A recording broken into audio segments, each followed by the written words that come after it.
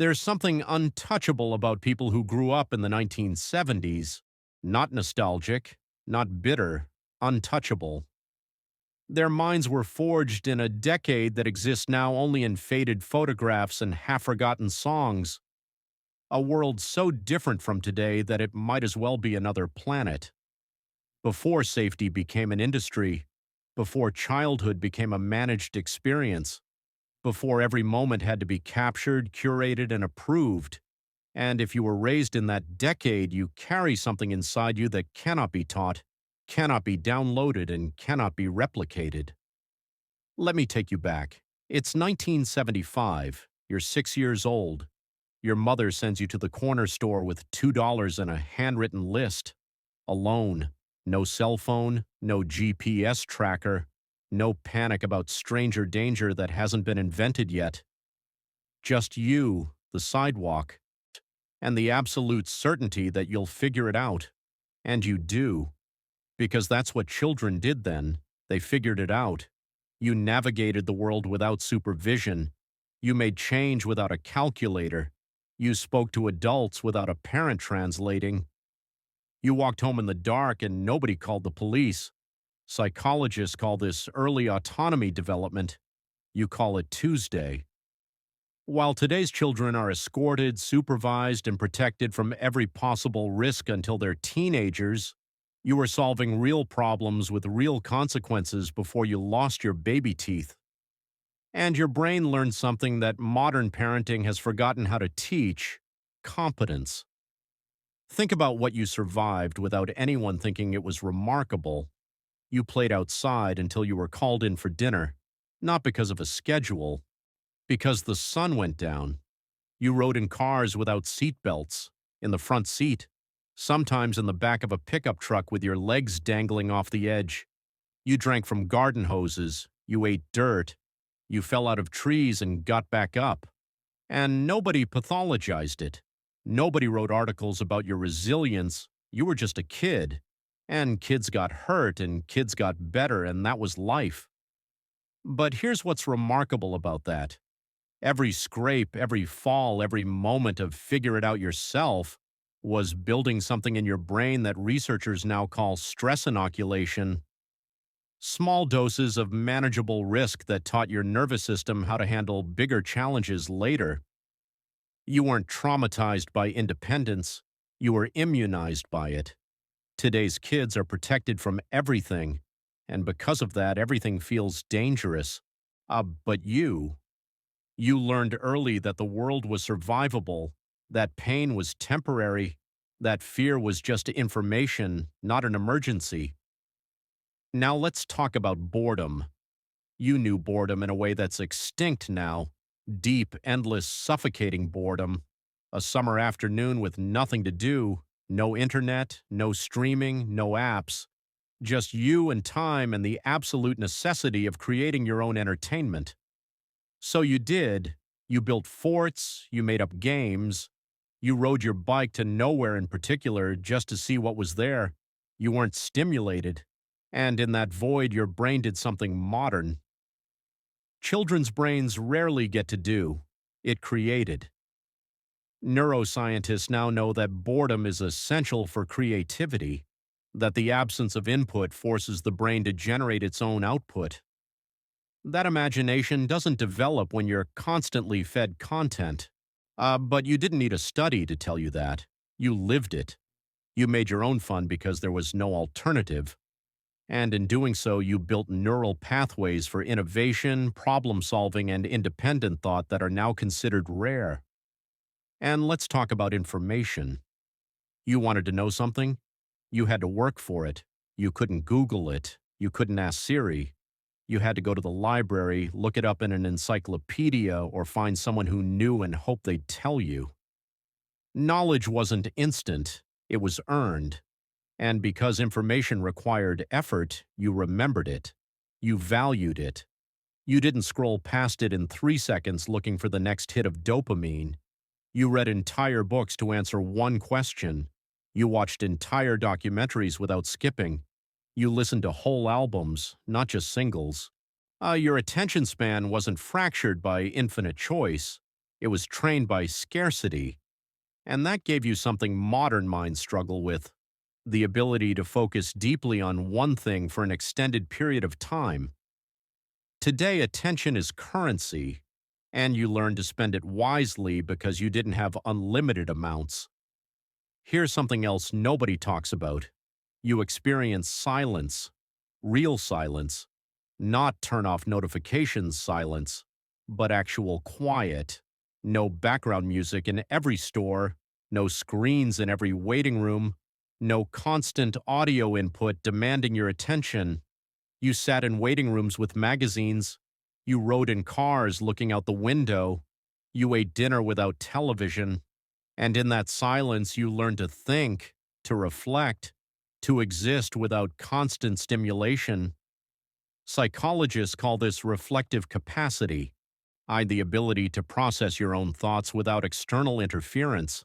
And it's vanishing, because silence makes people uncomfortable now. They fill it immediately. They scroll, they stream, they podcast. But you can sit in a quiet room and not panic, because your brain was trained to be its own companion. Now let's talk about social courage. You wanted to ask someone out?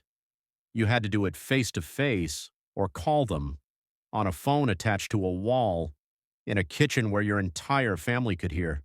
No texting, no hiding behind screens, no carefully crafted messages you could edit 17 times. Just raw, vulnerable, terrifying human interaction. And you did it, because that was the only option. You learned to read faces, not emojis, to interpret tone, not texts, to handle rejection in real time, not by being left on read. Psychologists call this emotional intelligence, the ability to navigate complex human interactions without digital mediation, and you built it young, in school hallways, at roller rinks, on landlines with your heart pounding. Today's generation has more ways to connect and less ability to do it. They can swipe, but they can't approach. They can text, but they can't talk.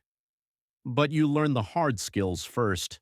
And because of that, digital communication didn't replace your social abilities. It just added to them. Let me paint you another picture. It's 1977. You want to see a movie. You don't check showtimes online. You don't buy tickets in advance. You just show up at the theater and hope it's not sold out. Sometimes it is, and you see something else. Or you go home. Plans were loose, flexible. You made arrangements to meet somewhere at a certain time and you showed up, or you didn't. And if you didn't, there was no way to notify anyone. They just waited, and then they left. You learned accountability the hard way, by experiencing the consequences of not showing up. Today, plans are confirmed and reconfirmed and changed at the last minute because there's always an option to bail digitally. But you learned that your word meant something, that if you said you'd be somewhere, you had to be there, because there was no way to apologize from your pocket. And here's what most people don't understand about the 70s. It wasn't just a different time, it was a different reality. You watched 3 TV channels. If you missed a show, it was gone. No recording, no streaming, no on-demand. You heard a song on the radio and hoped they'd say the name so you could find it later. Maybe. You took photos with film that cost money to develop, so you were careful. You didn't take 40 pictures of the same thing hoping one would turn out. You took 1 or 2 and you made them count. Scarcity made you intentional, made you present, made you appreciate what you had because getting more wasn't guaranteed. Today, everything is infinite. Infinite content, infinite options, infinite attempts. And because nothing is scarce, nothing feels valuable. But you grew up when things mattered because they were limited, when moments mattered because they couldn't be replayed, and that taught you something profound: presence. Here's the truth about your generation. You are the last people who remember what it felt like to be unreachable, and to leave the house and be completely unavailable until you came home. To have plans that couldn't be changed once you left, to be alone with your thoughts for hours without thinking something was wrong. You are the bridge generation. You remember rotary phones and you learned smartphones. You remember card catalogs and you learned Google. You lived in both worlds. And because of that, you carry something rare, perspective. You know what was lost when everything became instant, when every moment became documented, when privacy became a luxury instead of a default. You remember when a conversation ended and it just ended. No text thread continuing it, no screenshots to review, just memory.